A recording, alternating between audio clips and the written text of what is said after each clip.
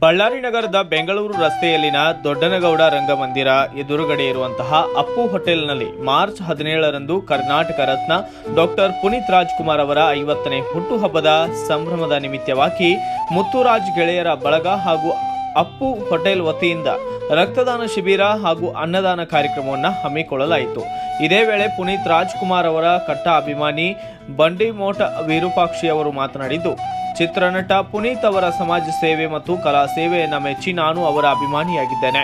ಅವರು ನಮ್ಮನ್ನ ಅಗಲಿ ಇಂದಿಗೆ 3 ವರ್ಷಗಳಾಗಿದ್ದು, ರಾಜ್ಯಕ್ಕೆ ನೀಡಿದ ಸಮಾಜ ಸೇವೆ ಮತ್ತು ಚಲನಚಿತ್ರ ರಂಗಕ್ಕೆ ನೀಡಿದ ಕೊಡುಗೆ ಇಂದಿಗೂ ನನ್ನ ಮನಸ್ಸಿನಲ್ಲಿ ಸದಾ ಕಾಡುತ್ತಲೇ ಇದೆ. ಕಾರಣ ನಾನು ಅವರ ಹೆಸರು ಬಳ್ಳಾರಿ ನಗರದಲ್ಲಿ ಚಿರಶಾಂತಿಯಾಗಿ ಉಳಿಸಬೇಕೆಂಬ ಹಿತದೃಷ್ಟಿಯಿಂದ ಅವರ ಹೆಸರಿನಲ್ಲಿ ಅಪ್ಪು ಹೋಟೆಲ್ ಎಂದು ತೆಗೆದಿದ್ದೇನೆ. ನಮ್ಮ ಹೋಟೆಲ್ಗೆ ಬರುವ ನಿರ್ಗತಿಕರಿಗೆ, ಬಡವರಿಗೆ ಅಪ್ಪು ಅವರ ಆಶಯದಂತೆ ಉಚಿತವಾಗಿ ಊಟ ಮತ್ತು ನೀರನ್ನು ಒದಗಿಸುತ್ತೇವೆ. ಇಂದು ಅವರ 50ನೇ ಹುಟ್ಟುಹಬ್ಬದ ವರ್ಷಾಚರಣೆಯ ಹಿನ್ನೆಲೆಯಲ್ಲಿ ನಮ್ಮ ಹೋಟೆಲ್ನಲ್ಲಿ ಉಚಿತ ರಕ್ತದಾನ ಮತ್ತು ಅನ್ನದಾನ ಕಾರ್ಯಕ್ರಮವನ್ನು ಏರ್ಪಡಿಸಿದ್ದೇವೆ. ಇದರಲ್ಲಿ ಅಪ್ಪು ಅಭಿಮಾನಿಗಳು ಸುಮಾರು ಸಂಖ್ಯೆಯೊಂದಿಗೆ ಭಾಗವಹಿಸಿದ್ದಾರೆ ಎಂದು ತಿಳಿಸಿದ್ದಾರೆ. ಮನುಷ್ಯನಿಗೆ ಹುಟ್ಟು ನಿಶ್ಚಿತ, ಸಾವು ಖಚಿತ. ಇದರ ಮಧ್ಯದಲ್ಲಿ ನಾವು ಹೇಗೆ ಬಾಳಿ ಬದುಕಿದ್ದೇವೆ ಎನ್ನುವುದೇ ಮುಖ್ಯವಾಗಿರುತ್ತದೆ. ಅದೇ ರೀತಿಯಾಗಿ ಡಾಕ್ಟರ್ ಪುನೀತ್ ರಾಜ್ಕುಮಾರ್ ಅವರು ತಮ್ಮ ಅಲ್ಪ ಆಯುಷ್ಯನಲ್ಲಿ ರಾಜ್ಯ, ದೇಶ ಮತ್ತು ಇಡೀ ಪ್ರಪಂಚವೇ ತಿರುಗಿ ನೋಡುವಂತಹ ಸಮಾಜ ಕಾರ್ಯವನ್ನು ಮಾಡಿ ಅಜರಾಮರರಾಗಿದ್ದಾರೆ. ಅವರ ಆದರ್ಶ ಗುಣಗಳನ್ನು ಎಲ್ಲರೂ ಬೆಳೆಸಬೇಕಾದ ಅವಶ್ಯಕತೆ ಇದೆ ಎಂದು ವಿರೂಪಾಕ್ಷ ಅವರು ಅಭಿಪ್ರಾಯಪಟ್ಟಿದ್ದಾರೆ.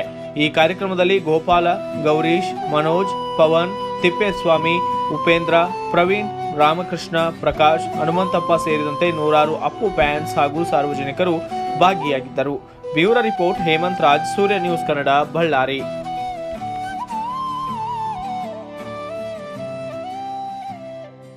3 ವರ್ಷದ ಅನ್ನದಾನ ಕಾರ್ಯಕ್ರಮ ರಕ್ತದಾನ ಶಿಬಿರ ಮಾಡ್ತಾ ಇದ್ವಿ. ಪ್ರತಿ ಸಲ ನಾವು ಸ್ಟ್ಯಾಚು ಹತ್ರ ಮಾಡ್ತಿದ್ವಿ, ಸ್ಟೇಡಿಯಂ ಹತ್ರ.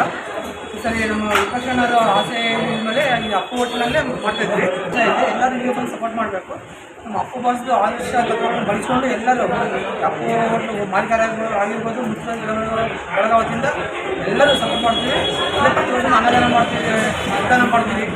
ಎಲ್ಲರೂ ಆಸೆ ಮುಂದೆ ಮಾಡ್ತೀವಿ. ದಯ್ಯಪ್ಪ ಏನಿಲ್ಲ, ನಾವು ಪ್ರತಿ ವರ್ಷ ಸ್ಟ್ಯಾಚು ಹತ್ರ ರಕ್ತದಾನ ಶಿಬಿರ ಮತ್ತು ನೇತ್ರದಾನ ಶಿಬಿರವನ್ನು ಕೊಡ್ತಿದ್ದೇವೆ.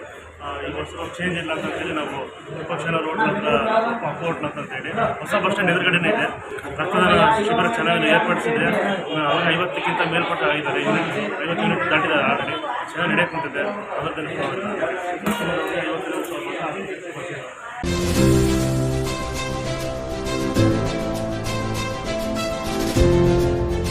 ಇದು ಸೂರ್ಯ ನ್ಯೂಸ್ ಕನ್ನಡ.